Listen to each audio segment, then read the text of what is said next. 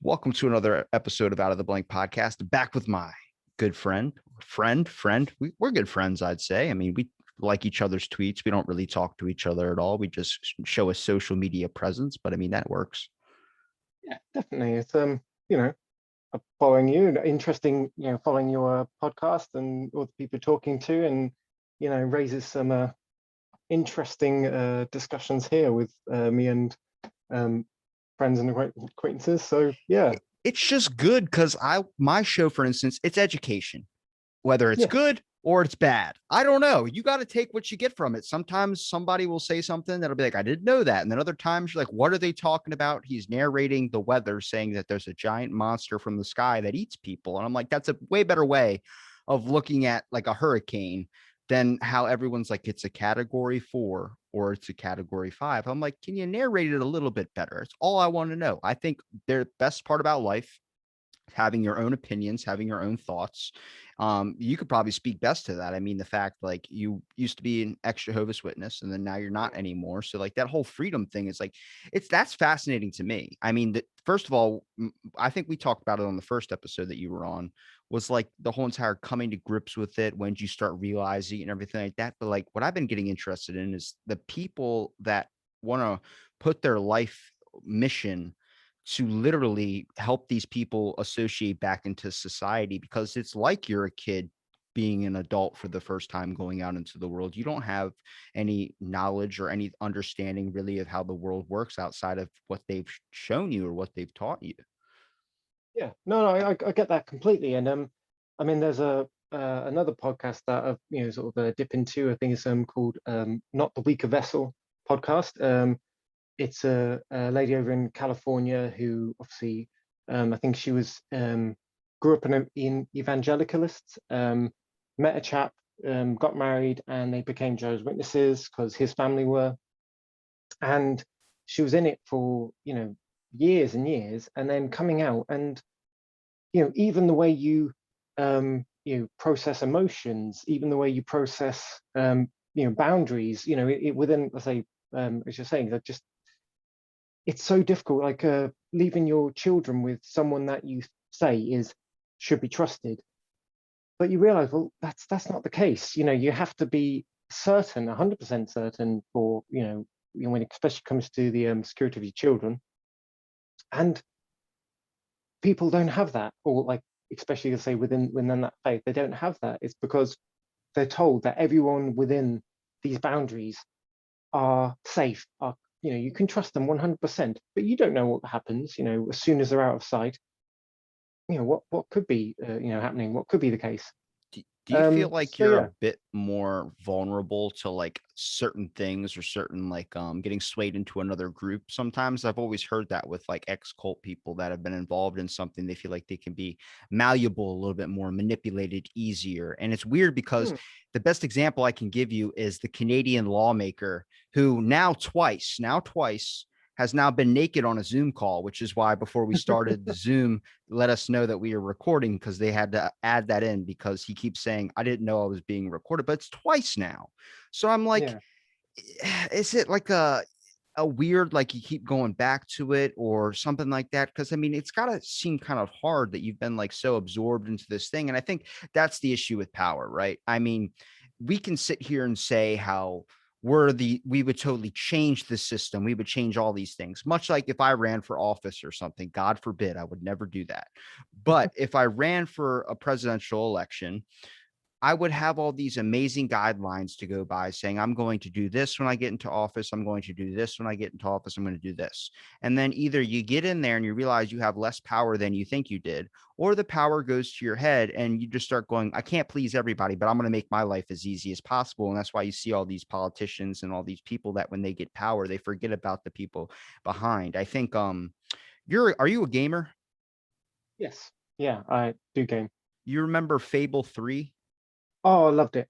Yeah, Yeah. amazing game. But remember in the Hmm. beginning with the promises, and then you get to become king, and then every single person that you promised that help you get into the position that you are now in come to you and ask to keep your promise. It starts off with like the first promise is really simple. It's only gonna be like $1,000 compared to whatever budget you have. And then as you get to the last promise, it's like, are you gonna dig a mine in the giant natural preservation of the land, destroy the whole land, make everybody's property value go down? Or are you going to keep your promise, lose the giant hit of money, and then just keep the land nice and your people will love you? And the big question at the end is, whatever you choose, however you wrap up this story, you're either going to be loved by the people or hated by the people, but whatever decision you make has a cause and effect. And I think that's the same best example really of like a power thing. It's so hard Yeah. because it's so corrupting. If you give me the opportunity to tell someone I can make someone do whatever the fuck I want, I would reject it flat because I know that would go straight to my head, because eventually I'm going to be like, I want you to lick my toes. And you're like, what? And it's like, lick my toes because I can make you do that. Yeah. Well, no, I completely get you. I mean, like, going back to sort of your first point, I think like, someone leaving, a sort of a faith, control group, there is definitely a vacuum. There's definitely a sense of purpose that you suddenly don't have, and it can be very easy to rush into something else. Like I think, like I've said to you last time, like I spoke to other people while I was a witness, and I got them to leave it for other beliefs. I got two people basically to become pagan because of the mythology, because of the stories, because of the culture around it. Um, and I think, I mean, I've always studied it. I've always loved it. I thought it's a fantastic sort of world, but I've not delved into gone into politics myself, because I don't want to swap one cult for another. I don't want to, so I think luckily for me, like it was my ex who kind of helped me dig my way out of it. And she really sort of encouraged that critical thinking. It's, about examining sort of teachings, examining beliefs, examining the people who are in charge and what they're standing for, and think the people behind them, the people pulling the strings. And and like I say, when like about then going into like power and politics and things like that, and I do think that it permeates every sort of part of life, really. Politics does. um and you do think that when people get into power, yes, they either get corrupted by power, they are corrupted by greed, by this, well, sadly, to be honest, a single person getting into office isn't going to change everything. You need a whole mass of people. You need a mass movement to change the way the government's going to be, or the way a community is going to be, because one person is not going to be able to fight 90 other council members who are all getting backhanders from big business and big corporations and the like. And actually, I just sort of just you just made me sort of think about it, that um, over here in England, that of course you've got the, much like yourself, you've got the two parties, the Democrats, Republicans, we've got Conservatives and Labour. And the Labour movement actually started from working class people, so people who worked in factories, who worked in shops, and the like. And there were trade unionists and things like that who actually were there on the shop floors going, this isn't good. The people I'm stood next to, on this manufacturing line, go home and they have to decide whether they're going to pay for their rent or they're going to pay for food and feed their families. The amount of people I've heard who will feed their children and they'll not eat themselves because they can't afford it. I've spoken to people in America as well who've gone through similar situations, and well, it's disgusting to think that in a time where people are billionaires, trillionaires. In fact, I think I can't remember who it was I was just reading about recently, who's apparently he's a trillionaire. And that sort of money, without even sort of changing his lifestyle, he could completely wipe out poverty worldwide. Every single person in the world who's going through poverty, he can give them houses, food, income with that sort of money. It's ridiculous. I don't know if is it Bezos that owns Twitter? Whoever owns Twitter, Hmm. do you know? Um, I don't know off the top of my head. Whoever Um, owns Twitter has enough money where you could literally wrap around the whole entire world from bill to bill, like the ends of one bill to the end of another, can wrap around the world 200 times, go back to the moon and Earth 30 times, and then still have enough to stack it 10 high. Like those yeah. types of people could end poverty. But here's the weird part about the mind is everything is set up for you. As much as we want to say this idea of unity, this idea that we all should be together and live in this kumbaya lifestyle, that's completely gone out the window because anything you could examine has sides to it. For instance, I'll bring up another reference to a movie called Grudge Match with Sylvester Stallone and Robert De Niro. When he's fighting in the ring, Sylvester Stallone he's got blind in one eye. He knows he should give up before any more permanent damage is happening. But he, instead of giving up and doing what his love of his life, the one that he lost, is telling him to do, because now they're back together, he looks out, spoiler alert for anybody listening, but he looks out into the crowd and sees the labor workers that have been laid off from their jobs that they've been employed with him. And he's literally worked with them for so many years, hoping that he wins, wanting them to keep going. So he has this push and pull. It's already a sided thing at the beginning. It's really, really strange because I think, especially, I'm not trying to shame anybody's cult experience, but for instance, the Jehovah's Witnesses is a lot better than if you got sucked into people's temple or Heaven's Gate or whatever those people are. But that just shows you. Do you think at one point, if the Jehovah's Witnesses would have told you that you have to kill somebody, would you earn that much belief that you love this thing and everything that they say is true to where you would actually hurt somebody at the time? Not now, but at the time. yeah, be honest, yes. I remember a time where, because like they go door to door. It's like going with the teaching that Jesus traveled, spreading the news. And I remember at one point, because of like how they taught, they basically said that anyone who doesn't believe is committing a sin against God. They're basically putting the two fingers up and saying up yours. And honestly, I would look at people and I think you are disgusting. And that was the stage I'd gotten to. And it's like, how is that loving? How is that um, you know, anything close to Christianity, like what the sort of base teachings are? So yeah, so I do think that there are people who would have got to that point that if they said, you have to do this, this person is jeopardy to um, our faith, our system, our world, our hope, they need to basically disappear. They need to die. Yeah, I think I would have. Do you think that it's not the power, the opportunity that is given to you because you have so much power, all the commands that really goes to the head? Or do you think it's the fact that the way that the power is received is because they use the fear? They tackle you from the fear angle. You're like, if somebody would have told me, if I was in so much belief of something, that if I did not do this, if I did not hurt this person, if I did not ruin this person's life, I was going to be in the fiery pits of hell for the rest of my entire eternity, basically. I would be so scared that I would have to do what they say because I don't want to ever, I don't, and nobody wants to suffer. So here's where the power thing is. We look at power as people that are gifted with an opportunity or so much resources that you're never going to be able to touch them. They have way more than you. Start with more chips on the table. But is power the fact that someone can be so manipulative that they can literally capture upon the one thing that you are afraid of, the one thing that can scare you, and they can be seen as a savior, a false god in a way. I had a opportunity for a guest that denied me because of your episode. He's a priest and he was like, I'm not doing, you talk so bad about religion. I was like, I didn't say a bad thing about religion. I'm trying to Mm, understand experiences here, but this is where it comes into sides. It doesn't, people listening go, well, that's the Jehovah's Witnesses. That's, we all mm, know there's a little bit. It's not just that, it's everything that we have in society is paired up into groups. It's all about trying to classify yourself or label yourself as something. You want to connect with the people that have the same similar interest to you rather than talk to the people that don't have anything in common with you. And it's mm, very, very strange because when you really get down to the surface of things, you'll find out that you have more in common with people you would think that you would never be able to have a conversation with in a million years. But you have to understand, you have to open up that door for that acceptance of the thing.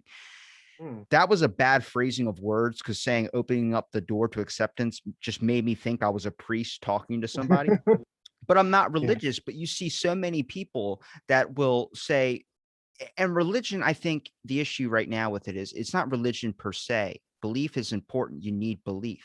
But it's the Mm, fact that now it's not what it used to be. It's not this thing that used to be like you have belief in something better, something mysterious and wondrous and loving and all these types of care and all these morals to live by. Now it's this thing where someone wants you to listen to them, to sit at them and look at them like they have all of the answers, these Mm. sermons that go on and things. And it's like, you're doing more damage than you think. I get it.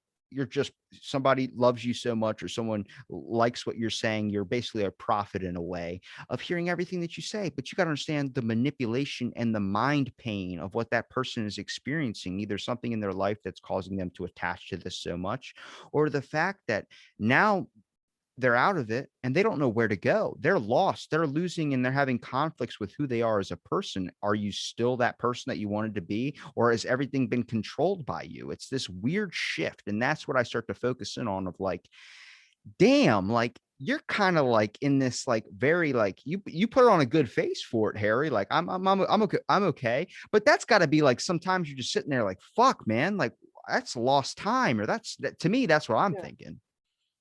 Oh yeah, no, I definitely think there are days where, I mean, I'm sure everyone probably has it, where I think I have these really, really deep lows. And those sort of thoughts do come up that, you've wasted so much, you've lost so much, and you do feel angry and you do feel upset. But at the same time, I think, there's always going forward from here. And additionally, though, I mean, like I remember in one of your other podcasts where you're talking about, um, you it was mentioned about like we are like, what are we? Are we the things that we've heard from people? Other people's opinions? What's our opinions? What's our thoughts? And I thought, well, it reminds me of a poem because, let's say, because I work at Wait, a I said that? crematorium. So yeah, yeah. I gotta I think start one of writing the this shit down and copyright yeah, it or something. I say it was some good. stuff I don't even remember. But yeah, there's some. It reminded me of a poem that I heard read at a funeral about, we are not our name, we are not our face, rather we are the experiences that we've had. We are, aspects of our friends. We are, all those bits that make us are things that we grow from. It's the friends that we had 10 years ago that we no longer speak to, but they, changed us. They had an influence on us, and vice versa. We had an influence on them. I think of the way I speak, sometimes the way I act, that I go, yeah, that's so and so. That's a relationship I had. That was a close friend. That was someone I didn't like. Things like this. And so I do find it interesting that a lot of us, especially nowadays, it's all about self-identity.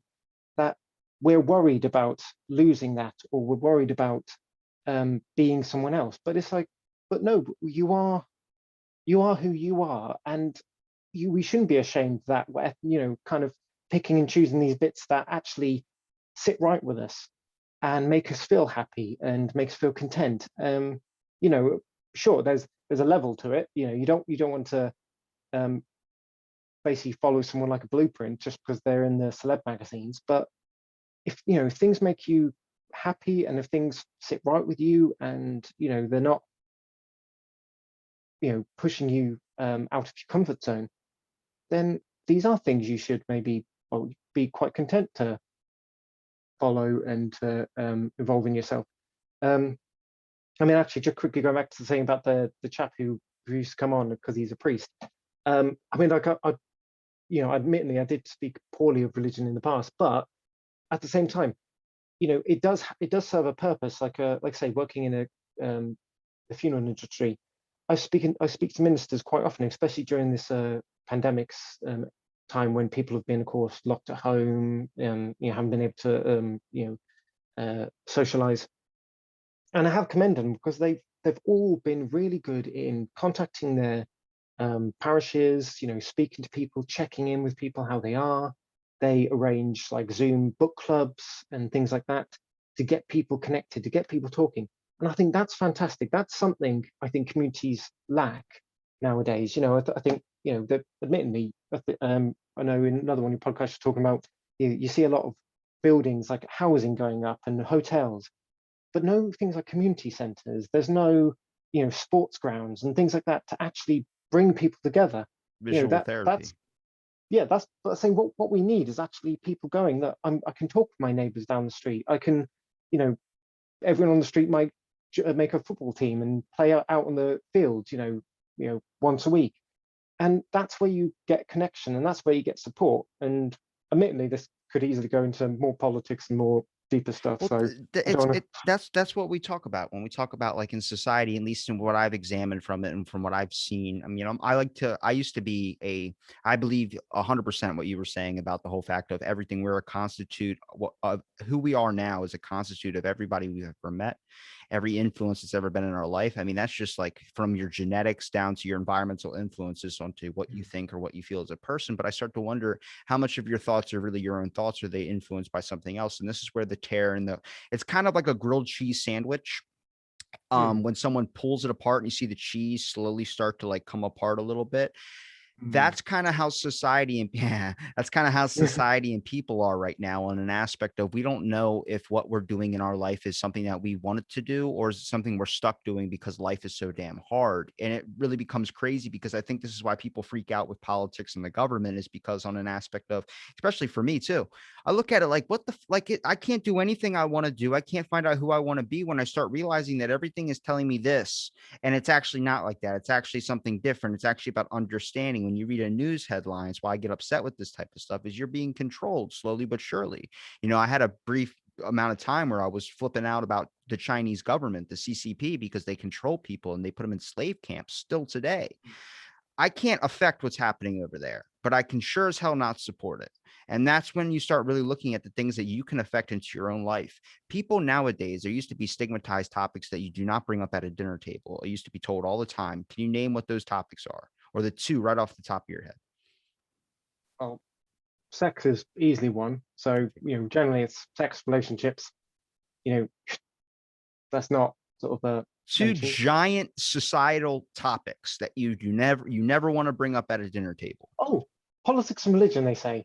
Isn't that Bam. it? There you go. Yeah, Bingo. Hit the yeah. hammer right on the head. Don't ever talk about those because that leads into people getting angry and upset. Now it's like, let me tell you everything. People introduce themselves with their political party or they introduce themselves by what they believe in. And then they try and change that person instead of accepting the open confrontation or the open conversation outlet of things. I talk about energy exchange on my show. This is what this is. This is me having a chat with you no matter wherever it is. There's no script, but it's just going to talk and we're going to examine each other's thoughts and have a nice, lovely chat. We can talk about some topics we might feel strongly about. We might have different opinions, but it's an energy exchange. If you're giving me energy, I'm going to give some back to you. You have to be willing to accept and receive that and not trying to change who you are as a person. People Yeah. look for guidance in their life. They ask people close to them. They ask people that seem like they have a higher pedestal than them.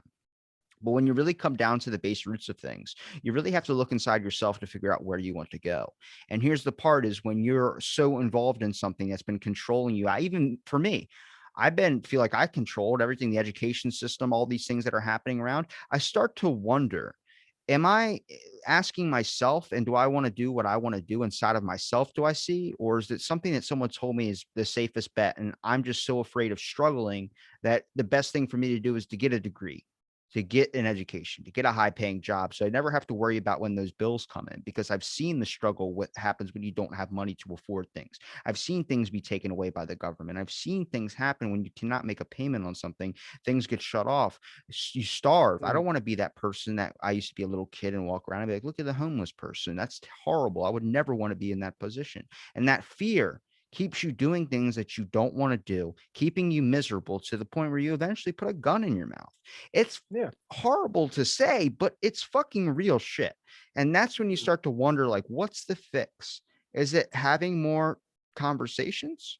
Because I see a lot of talking going on in the world, but it's not conversations. It's fucking, I'm going to tell you all my shit and then you're going to listen and then I'm going to walk out the door. It's not really an open platform for being able to talk. And that's why I have this show. It's whether you want to get serious, whether you want to get fun with it. It's supposed to, because I think it's small steps like this where you connect with people. I would have never met you without this show. I would have never mm, met you without Twitter. I would have never met you without social media. There's benefits and avenues to these things. And I've come across people I don't agree with at all. What they would call woke people. There are yeah, some people like woke was intended to be a good thing. Then it's yeah, horrible shit now. Like it's just like mm, people like on Twitter just saying the most. I had a dude said, "Happy Memorial Day. I hope you're driving your Ford F-150 to all the grounds where backbreaking slaves made your grounds." And I'm like, what? How do you get from the troops and all that, what Memorial Day is supposed to be, to that tweet? And it's like you mm. realize that it's not their fault. It's the groups that they're in. It's everything that they've been shown. Their perspective of the world is 100% different from yours. Sometimes you get so involved into it, you have to feel like you have to act so rash because you need to see this change, when really you've been kind of manipulated and swayed into a certain way. And this is when we talk about the CCP with China. They're buying up our education systems in the UK and in the United States. And they're convincing. It's why a lot of these kids that are coming up, millennials that are so what they call woke, it's because the government is trying to show you all, or not, the Chinese government is trying to show you that your government is fucking horrible. And they're kind of pinning you against your own nation. Because what's easy way to take over someone? Or what's an easy way to get people to believe in you or to want you to make change, is when you can get them fighting with themselves. You can get them hating where they live and they want Yeah, change where they're yeah, going to open. dividing. Yeah, Yeah. yeah, yeah. No, I get where you're coming from, and it's I think um, really, I think the thing is our power as, say, working class, as just people, is our numbers. I just thinking about, like, over here in the UK. Um, I'm not sure. I'm sure you've heard of Margaret Thatcher, Yeah. and she put in this thing called the poll tax. So basically, what that is, because normally you're taxed on your income, so it's a percentage, and it was fair, and like, and then of course where that comes to your houses, so the cost of your house, you pay a percentage. But what she was going to do was basically make it the same everywhere. The problem there is someone who's earning, you know, 20K a year or 50K a year is paying the same amount as someone who's, 18K, or, barely making enough to feed his family. So this basically a mass movement of trade unionists, of, socialists, of labor, basically said, no, we're not going to pay it. And here in the town I live in, Northampton, was the first man. He was a pensioner who, they basically, because he said, I'm not going to pay it, they came to arrest him. And much like as be seen with in Glasgow with some immigrants who were going to be deported, people just came out en masse, blocked the streets. The bailiffs couldn't get to this guy to arrest him, and they just went, yeah, okay, we're not doing it. And that's the thing, we have the power, and anyone who's in power, their power comes from the people following them, people listening to them. And what it just requires is people to question, to talk, and say, no, we're not, we're not listening, like, agreeing with that, and then stand against it. And then, anyone in power, their position, their power is gone, just like that. Just takes, people just to go, no, we don't agree. When you really start to look and examine the dartboard of problems that we have in Mm, every single country, just anything that happens to do with money or power, you think you can label it down to like, all right, well, let's examine money, for instance. Why mm, the hell is money so corrupting? Well, because money, if you really look at it, is a gateway or a doorway into any dream or anything you want to accomplish in life. And without it, you're not going to be able to even pursue it. That's the perspective I look at it through, instead of people yeah, look at it like it's just a piece of paper. Well, if you live in, let's say, for instance, if we asked richer people, people that have maybe $500,000 a year or something like that, compared to a $10,000 statue of living or something, and they have to pay the same taxes. Well, the rich person's going to be like, that's not fucking fair. You're going to punish me because I'm a go getter and I'm accomplishing my goals. It's not seen as like, since you have more money, you mind helping out with taxes a little bit. No, no, no. It's seen as, now you want more from me because I'm doing better. So should I slow down? It's like you're stopping me, and you're, no, it's bullshit. I'm not going to pay that. That's the issue of how people are looking at it. And it's true in some aspects of things. If I had $1 billion or something and somebody asked me to pay more because I have more money, I'm like, you're punishing me. You should be incentivizing me to go get my dreams, go get my goals. But if you pitched it this way, would you mind giving a small portion of that money to be able to help out a charity or help out these things? And people go, well, celebrities do that all the time for the optics. They do it Mm, because it makes them look fucking good. When someone donates, who's a famous celebrity, $80 million to the charity for the blind, you look at them like they're an amazing person. But then there's the people looking at it like they got a tax break because they donated to a charity. That's why Trump did a lot of donations and shit like that. It's for fucking yeah, tax break. Kim yeah, Kardashian does it too. But yeah. that's the issue. Then here comes where I talk about the power being the issue as well too. You start to realize you can't please everybody. And once you have that thought that comes into your head that everyone, no matter what I said in this podcast, someone's going to take it a horrible way and want to see me burn at the pitchfork or burned at the stake. I don't know. But We're in good company. yeah, but there's people that will hear it and be like, yeah, you're right. But it's the issue of you're not going to be able to please everybody. And once you understand that, you're a lot less caring about what you do. And that's what happens when you become a president. Everyone, I think, wants to be loved. I think everybody wants everyone to love them, wants them to look up to them and have that type of power that a cult leader would have, but doesn't want to do the horrible acts. But Mm, then you find out that one person, there's always that one person that's going to heckle you or want you to see you fail or something like that. And you realize I can't please everybody. So then that thing starts to be like, well, why do I care about everybody's love? I can't please everybody. So I'm going to do what I'm going to do because I want to do what I want to do.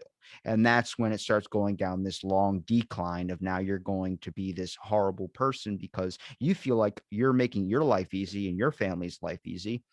The best example I can give to you, sorry for ranting.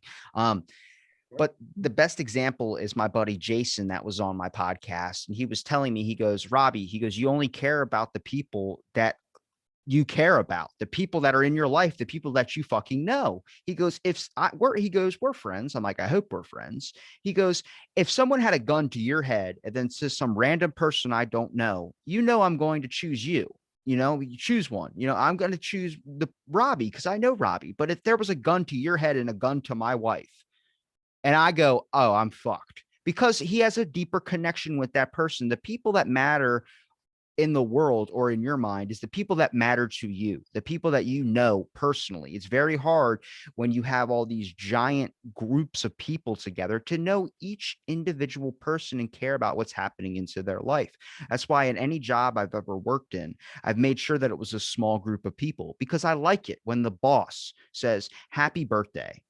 Oh, this. I like that. If I got a group text that's why I didn't work at Walmart for very long. It's all a fucking Mm, company. They see you as a digit. It's when money becomes the priority and a person's happiness or getting to know the compassion or empathy for others becomes the secondary. It becomes the shotgun seat in the car rather than being the driver. And now it's been reduced to the trunk. You're now in the fucking trunk.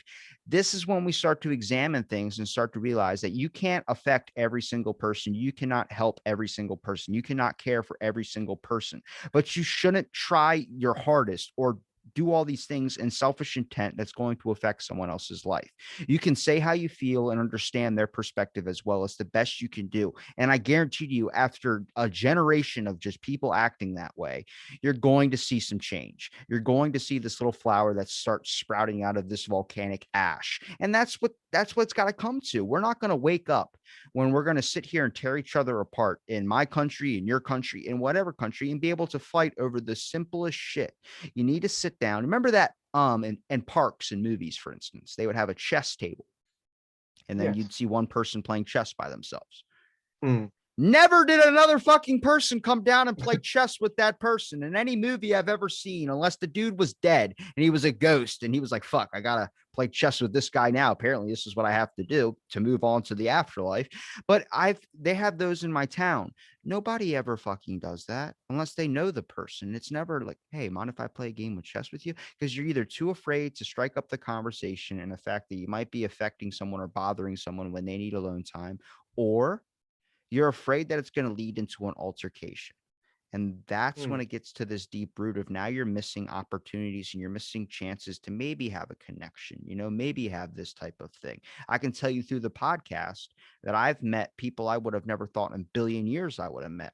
I was shitting on a movie, for instance, Bird Box. I called it a horrendous piece of shit.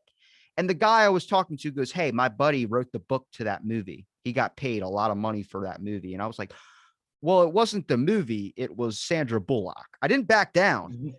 But at the same Yeah. time, it's a random thing where the one movie I choose to call a piece of shit in that episode happened to be the one that his buddy had wrote the book for, and he got paid the money for the movie and all that. I just didn't like the casting options. I think it was an overall okay movie. But that would have never happened. You don't understand that you could open up that one door and that dude be like, "You're a good guy. Let me give you a job." And then it just goes from there. Mm. Yeah, no, I get that, and it's I do think there's this, like you're saying about the sort of chess, like people are afraid to connect and afraid to just make those steps. But also, I do think that relates more to the locations. Like of course, like I say, living in a city now is very much like that. You can't say hi as you pass someone down the street. You just maybe a nod.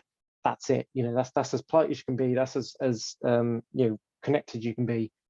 But when I lived sort of out in the villages and things like that, there were people that I would chat to just in passing on the street, and you could, and it was things were a little more open, a little more connected, and and so I do think we are slowly disconnecting, and maybe it is partially the accessibility of TV, of our computers. You've got social media, which you can just talk to just friends on and isolate yourself, and it's fine and it's approved.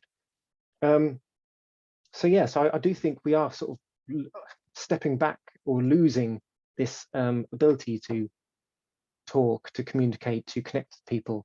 I mean, like I say, in my own experience, like sort of kind of counter what you were saying is after I was say outed from the witnesses, I used to sort of finish work, just go to a pub, just have a something to eat, have a meal, and then head home. I didn't have like friends because all my friends were in the witnesses at the time. And I just remember one day going into this pub, and there was a guy at the bar who just sort of looked up, saw me, and he was like, "All right," and he was like, "What are you drinking?" And to me, that was a little bit like, I don't know. So I was just like, "Well, I'll have whatever you're having." Turns out he mistook me for someone else, and being polite, and maybe this is an English thing, but being polite, I was like, "Oh, I think I'll get him a drink," and then I'll kind of say, "I think you've mistaken me for someone else." But by the time I got him the next drink, he'd said something else which made me think maybe we do know each other. Anyway, long story short, we spent the whole night sort of talking. It came out that he had mistaken me for someone else, and we just made friends with so many other people there, just randomly talking with people from other tables, getting involved. And it became like a weekly thing. We'd all go to the pub, we'd all just sort of chat, have a drink. And I think at one point there was like 25, 30 of us all just sat around together talking. And, it's still there. And people, I think, are still open to it. It's just strange. But it's, yeah, like I say, it's definitely odd to approach someone and go, do you want a game of chess, and, open up that dialogue and open up that, opportunity to create something more than just a passing meeting. I think, Yeah. for instance, for social media, for me, I post and ghost. So I've eliminated any notifications I get besides an instant message or direct message. I don't get likes. I don't Mm. get any of that stuff. I think it's important to do that because I extend this to you. I extend this to any guest that I have. If you need to get a hold of me, just reach out. Don't think I've forgotten about you. I haven't forgotten about you. If I come across your tweet, I'll like it. But it's an aspect of you cannot let your whole entire day be consumed by it, because when you spend countless Mm. hours being on it and being involved, if you feel the need to chat with me, chat with me. That's it. I say, "Hey, Rob, mind if I come on the show again?" Fuck yeah, let's do it. Let's coordinate a thing. I'm not ignoring anybody. And that's what people feel like when you don't interact with them on a daily basis through social media. When you don't come across them, like, "I thought we were friends. What's happening? You don't like my posts anymore." It's not that. It's that it's so hard right now to try and find out who you are, what you're going through. You can only handle so much. And getting on social media, you're starting to handle the whole world. You're starting to realize that there's all this going on. I mean, I came across 50,000 tweets yesterday because some woman made an anti-vax shirt and she Yeah, put a Star of David on it. And people were like, the Nazis would give those to the Jews to make them think that, to mark them as that they're Jewish, so they would know and be warned by whatever. And then people they get closed down the business, and it was like all this anti-Nazi. If you actually sat and talked to that person and asked why they did that, they would have probably not even thought of the whole Nazi thing. But you turned it into that. I have Jewish heritage, but I'm not going to, sit there and be like, oh my god. I just looked at it like fuck, like. I don't know. People want to throw each other up on the Barbie or throw each other up on the grill and just see them burn. Like it's literally like the Salem witch trials. You're literally yeah. watching people just get torched in front of everybody and just made a mockery of or be hated by everyone.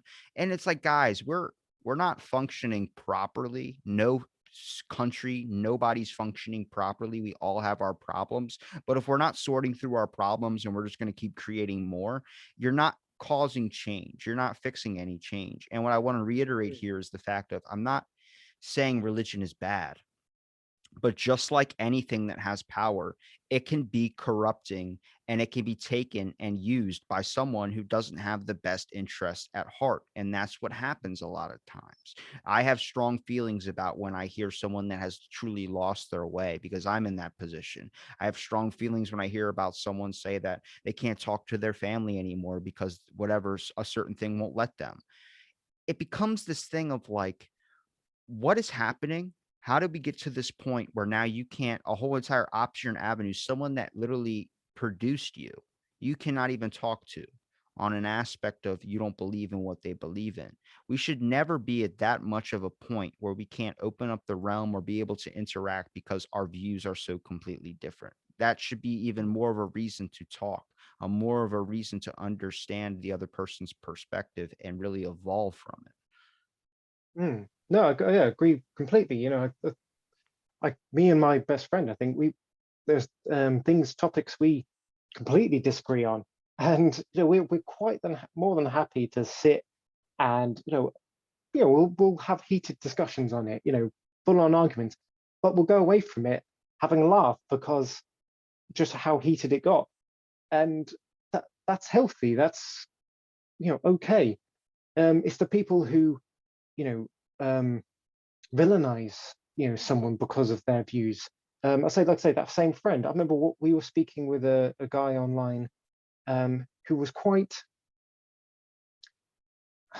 I don't want to say Nazi-ish, but like there's a lot of this kind of Nordic imagery gets pulled into Aryanism, white supremacy and things like that. And he was very much of that mindset.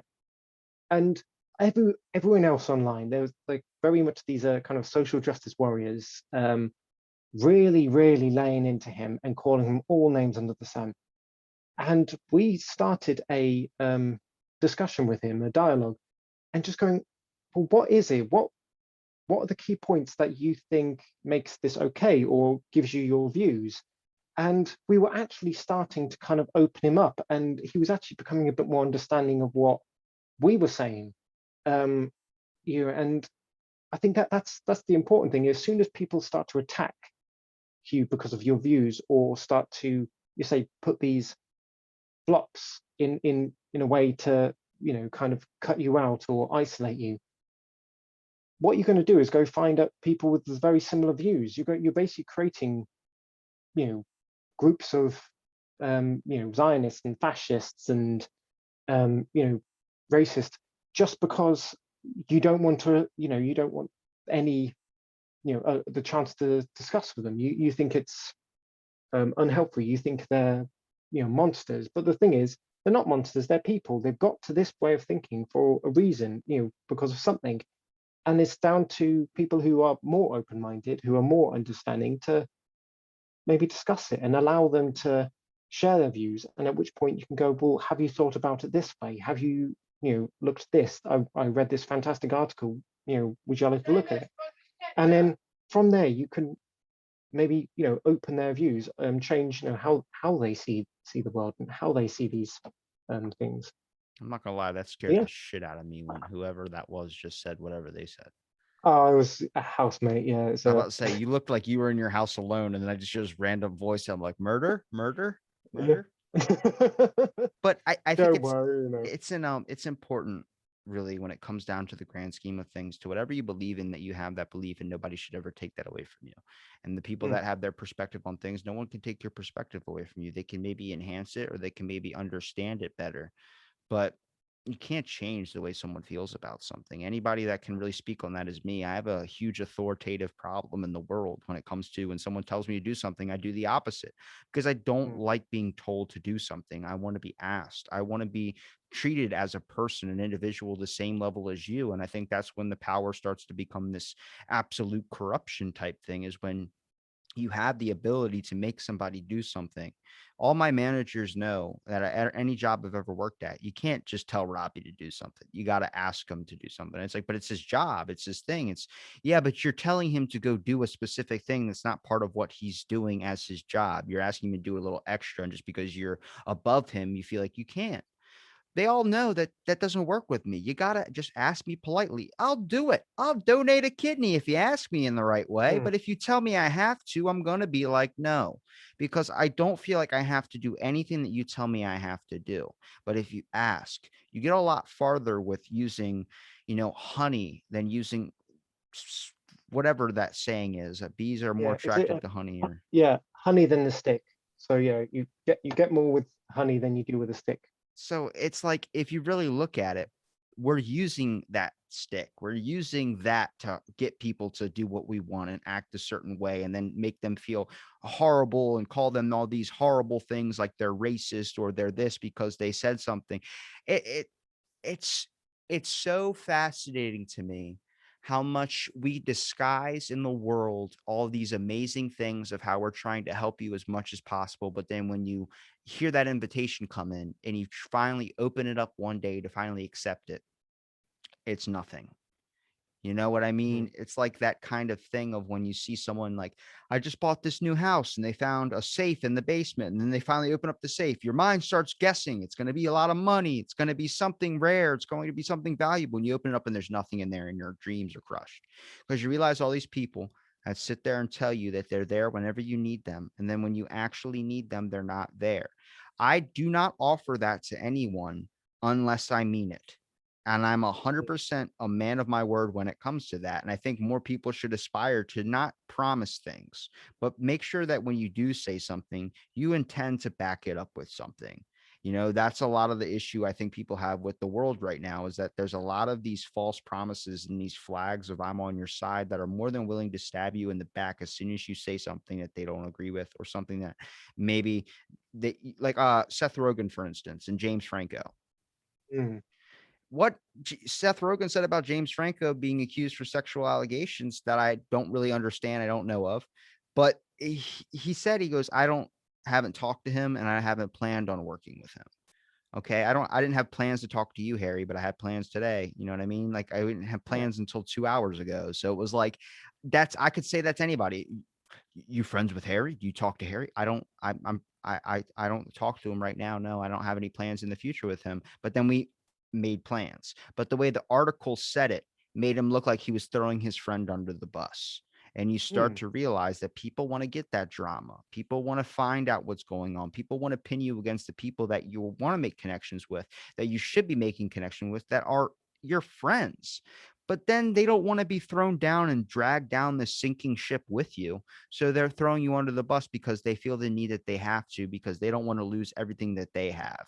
That's when it starts becoming this weird corruption and twisted mechanism where it's like, we're all fucking people, right? I'm pretty sure we're all human, unless you're like what they say about Hillary Clinton, where she's a reptile, but we're people. And you got to yeah, understand is that there's already so much for us to be worried about that we shouldn't be tasking on another problem on top of that. yeah.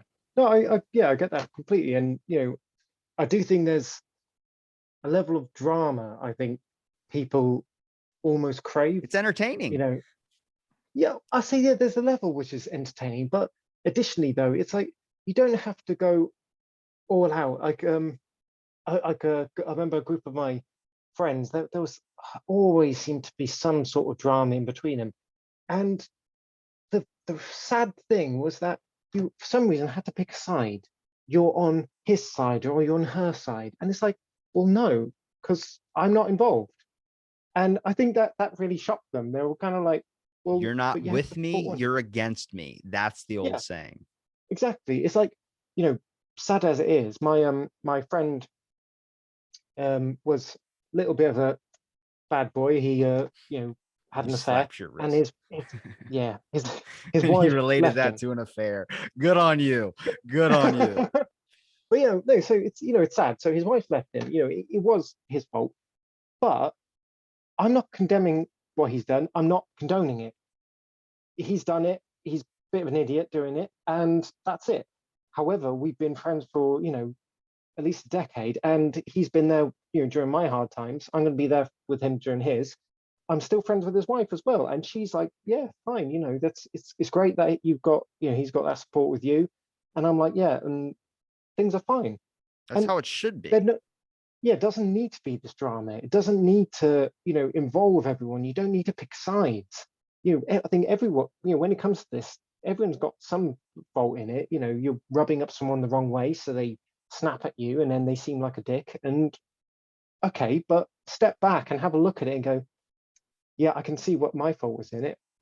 Admittedly, the retaliation was uncalled for, but you know, grow up, be adult about it, be mature, talk. I just You know had that. that happen this morning.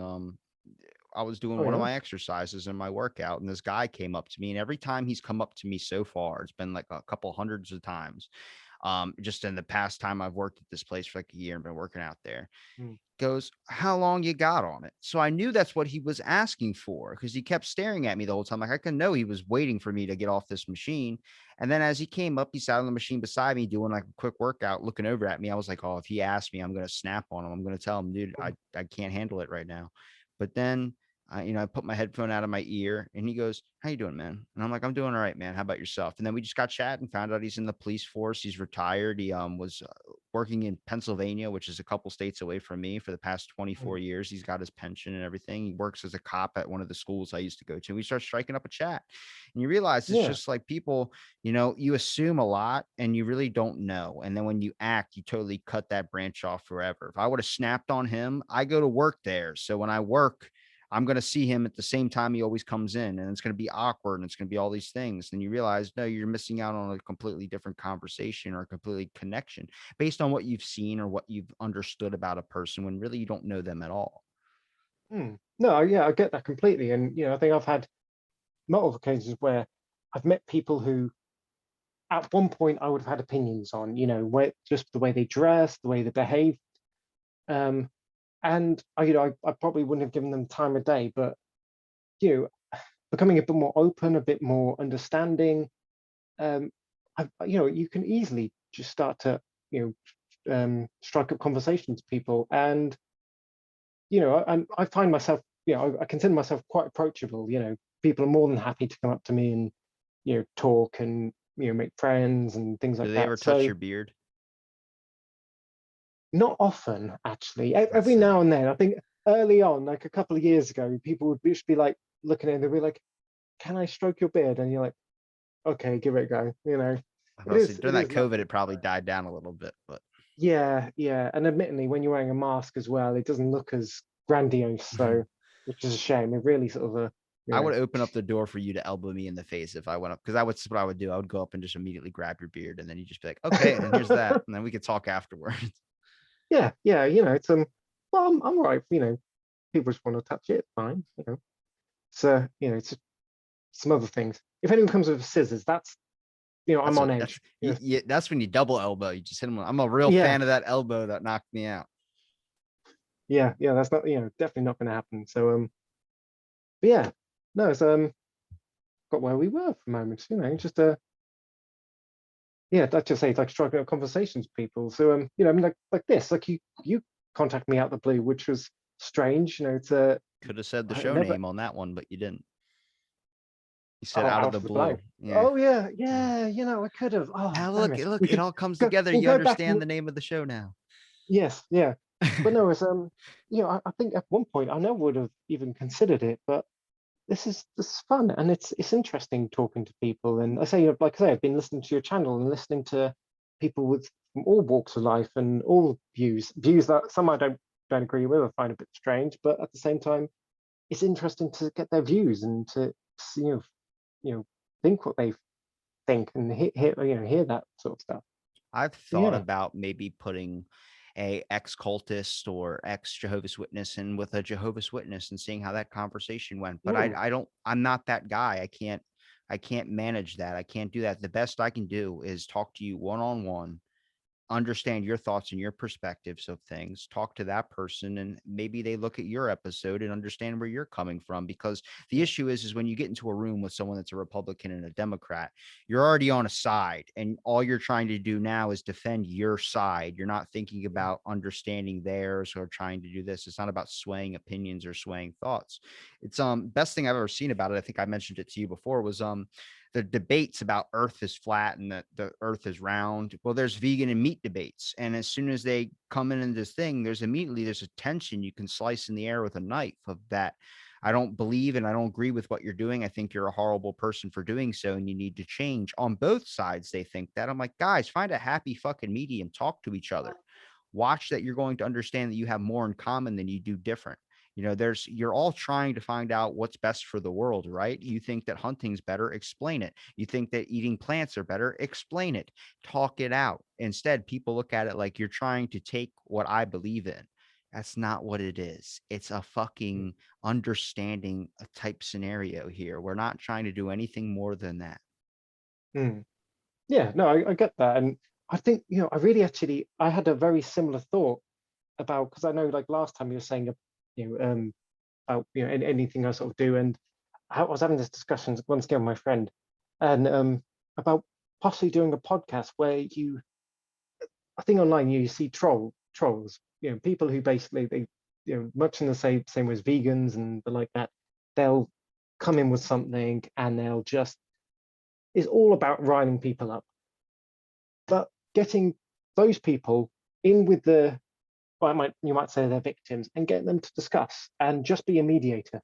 Just go, look, this is what you were talking about, have at it, and then just kind of mediate it, allow them to kind of, have their back and forth. Um, it's, I think people, like, you need to have your voice heard. And, people, it's good that we have these sort of platforms. Just think, people, it's like, if you don't agree the same as some people, then you're a villain, you're attacked, and that's not healthy. It's not a healthy place to come from. You have to be able to willing to see why people have these views. Like when you're talking about veganism, I mean, a little while ago, I think I was almost vegan, bar, I liked using chorizo in like pans when cooking and things like that, but that's about all the meat I ate for a good while. Um, and that was just my diet. That was just the kind of things that I was more interested in cooking at the time. I disagree with battery farms. I think it is cruel. I do think it's kind of crap, but it is also the world we live in. It's capitalism. It's all about making as much profit as possible. So to make as much profit as possible, you've got to make as much product as possible. Admittedly, a lot of that product can go to waste, and it doesn't matter because they're not losing anything. They're still making money. And I think so. I think when people look at battery farms and trying to shut them down, you have to look at the bigger picture. You have to go, well, actually, it's these companies, these people that are making the money off it. We have to change that. That's where we have to start making the change. And yeah, so people sort of attack things because they're angry, but you know, so you need to be able to take a step back and be critical, have a think, examine these things, do your research, and only then can you really make a change. And well, hopefully in the future we can change the whole world by doing this sort of thing. You know, changing the fishing industry, changing the food industry, our nutrition as well. Everything, every sort of step you can go, well, actually, we can change it because there is a route. There's the people who market it, there's the people who are profiting off it, there's the people who are producing it. You know, there's a head of that snake, and you can cut that head off or change it, and It's all about you the know, long game is what I keep reiterating in this show. Is it's all yeah, about the long game. Is that people want you to be vegan now, or they want you to be vegan tomorrow, or they want you to be vegan in the next year, never use meat ever again. And it's like, you got to think yeah, about the long game. Let's try and find a way where our whole entire society isn't structured off the death of an animal, and focus on maybe slowly dwindling it down to a point where we're not going to need it that much. We're not going to need to produce it as much. There's always going to be mm, people that want to eat meat. I'm not a meat eater, yeah, but I'm not going to say, like, if I go to a restaurant and they offer me a salad, I'm going to only choose the salad because I'm a fitness guy. But if you offer chicken or steak or a burger or something and I'm in heaven, I'm going to take the burger, steak, or whatever because it's yeah, tastier. But here's the funny thing is, you got to find the happy medium. You got to understand that everything is a long game when it comes to these industrial farms, when it comes to politics, when it comes to all these things. You got to come to the table clean, and you have to understand that it's not going to change the next night. People think they want immediate results. They want that instant gratification. They want the instant payoff.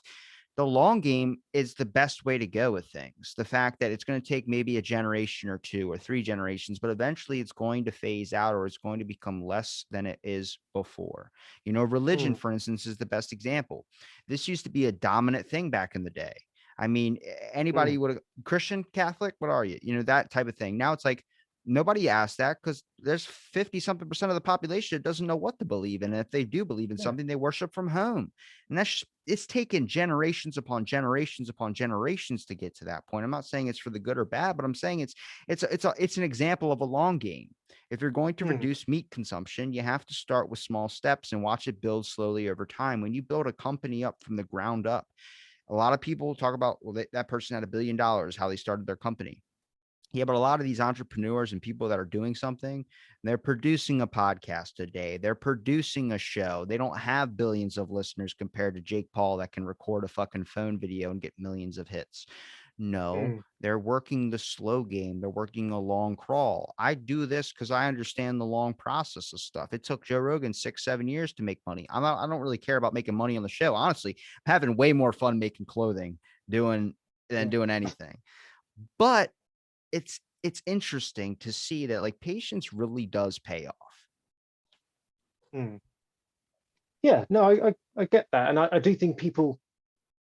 I think we do live in a society that wants results now, and I don't think if that's healthy. I think it's we should be able to go. Actually, I'm not expecting returns now. Of course, it's sad that you need to pay your bills, you need to feed your family, you do you know need work, and you do need income now. So yeah, it is. It's not It even is sad that understand. you need to do those things. It's sad that it costs so goddamn much to be Oh able to God, do yeah, so. very much so. It's ridiculous. Like when we were just saying about veganism, I'm sure many people would be quite content to do it, but it's so expensive. It's not affordable. It's not sustainable.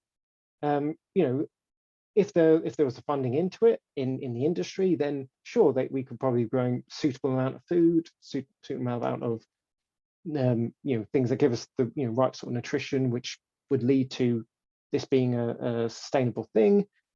But yeah, at the moment, it's not a like really affordable thing. It's something that someone who is middle class or making more money can do, because they're making enough money to go for those niche, bit more expensive shops and things that actually provide decent alternative foods. So yeah, I definitely agree with you. Like you you can't just make these changes in a couple of days. We might want to, but we can't. It's That's not the way things work. It has to be a slow process. Like you say, it is a long game. And Rome wasn't built in a day. yeah, and I think it's important about then thus having you might say a program. It's about each step of the way. So we're doing this first. This will result in this, so we can go from here. We can take these next steps, and then this is how we're going to make a change. I think early on when I was saying about the beginning of the labor movement here, this started off with literally people working in factories, trade unionists coming together and saying, no, we need to change. they became councillors, so started running for council in their local communities. They became MPs, and then you had a party, and that that's how it is. It was, it wasn't, okay, let's have a mass party. We're going to represent all the working people. No, it was little steps, and they followed their program, and then they made a change. Admittingly, that's been corrupted. It's changed now. Once again, going back to your point about power corrupting, and now we've got this Keir Starmer in who can't fucking tie his shoelaces because he's, you know, being paid by God knows who. But yeah, it's ridiculous. Yeah, I was about to go off on a rant one. Anyway, Dude, I mean, Harry, yeah, this is it's been a great chat, my friend. I've been thinking yeah, about it. I was like, "Ah, man, we talked so much on the first one. I was like, there's see that's the funny thing is like there's these things called sports talks where you end up only connecting over someone over a sports thing. We could have yeah, laid this whole conversation based on the Jehovah's Witness thing again, but we evolved it a little bit more from that to a deeper perspective, mm, a deeper understanding. Conversations can evolve. You're the one that chooses to keep it in the position that it's at, but you can choose to take it wherever you want to take it. People don't mm, want to step outside of their comfort zone. Recently, it's been very hard for me to get new guests on the show with lockdowns kind of opening back up and people going back to work and trying to work more hours and stuff. It makes it harder to schedule, but also the fact of people don't want to talk about anything that isn't about themselves or isn't about something that they know a lot about. They don't want to be openly invited into something where they don't know what the conversation or questions are going to ask. And that's just the weight of the world. The world is mm, I give you 100% credit for even accepting the opportunity to come on the show the first time or accepting the choice to come on the show the first time. It's a scary thing because you don't know what this person could be about. You don't want to look bad in the eyes of the public. And I look at it like, there are people like myself that generally just want to chat and don't want to make you look bad, don't want to do anything like that. And it's hard to get out there. It's very, very strange. And I think the world is going to get to that point. But like I said, it's all about the long game. When people start realizing that they're not going to benefit from getting something out of somebody, they need to just do it because they want to do it. They're actually interested in doing it, not thinking about what's this going to get me? How is this going to affect me? It's a little bit not really I would call selfishness, but it's more about just accepting a new experience. The mm, best people that I've heard be able to explain that are people that believe in the universe or people that talk about energies or, Reiki healers. Even though I'm not a big fan of the Reiki thing, I understand it. But when they go and say, well, this is just the opportunity. I asked the universe for a sign and then you popped in my DMs. And I'm like, all right, I guess I'm a sign from the universe, but it is an acceptance thing. If you need something like that to be telling you that you need to just open up all realms and experiences, I never know what the day is going to lead to me. People mm, plan their days out, people plan their fucking lives out. You don't know if you get hit by a car 1 minute. That's the crazy thing is when you really understand that, you start to be like, I'm going to take it day by day. I'm going to see how the day goes. If I feel like I wake up in the morning and I have 10 podcasts lined up, but I have a headache, all right, well, I'm not doing the podcast because it's going to affect mm, the show.